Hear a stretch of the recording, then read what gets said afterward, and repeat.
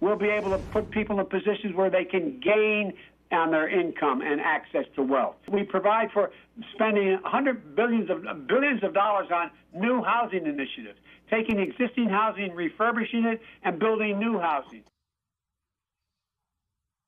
Joe Biden's housing policies may sound good, but critics say the former vice president's proposals could hurt communities and even abolish the suburbs. You heard that right.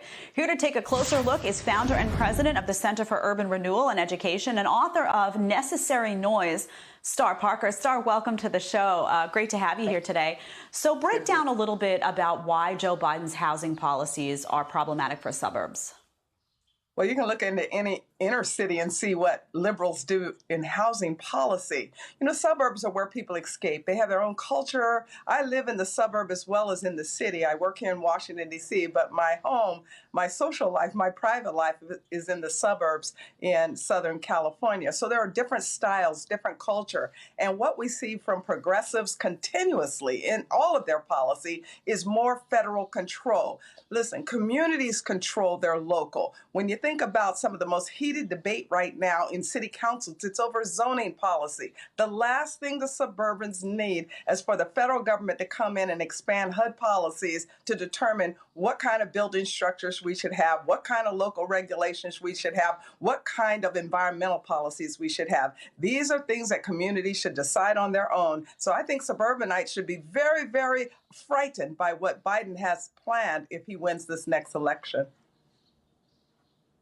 Yeah, and it's actually even more relevant right now as we see so many people fleeing the cities right now, places like New York City, Los Angeles, going into the suburbs for refuge. So they will be deeply concerned about the infiltration of city policies into those suburbs. I want to read you a quote from a National Review op-ed that caught my eye because it slams Biden's housing policy. Here's what it says. Slowly but surely, suburbs will become helpless satellites of the cities they surround, exactly as progressive urbanists intend.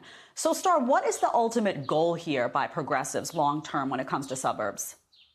Well, they're just destroyers. They really think that they can equalize the playing field. Anytime you see the word fair in any type of policy, you should run. You should make sure you dismantle that. And in fact, that's what Secretary Carson should be doing in HUD, is dismantling all of the Obama-era fair housing policies. Because when you think about local planning and zoning, this is something the people themselves know best, not here in Washington, D.C., and these rules should not be from here. But we've already seen how they play on the left. They use highway policy and other things to get people to do what they think is best for themselves. It's one of the reasons you see a lot of tension on the freeways is because they just want to control these things from Washington, D.C. through transportation policy so that suburban people will behave. I really believe that this election is going to fall around housing policy more so than other areas, especially in light of what we've just gone through with these racial tensions. People are fleeing the cities, as you said. And now what the concern is of people that are in our rural and our suburban communities is, are you going to be bringing those values with you? We don't want them in the suburbs. That they have their own culture, and it should stay that way, very local.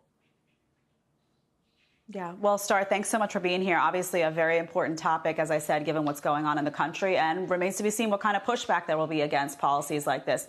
Thanks so much for joining us this Sunday. You're welcome.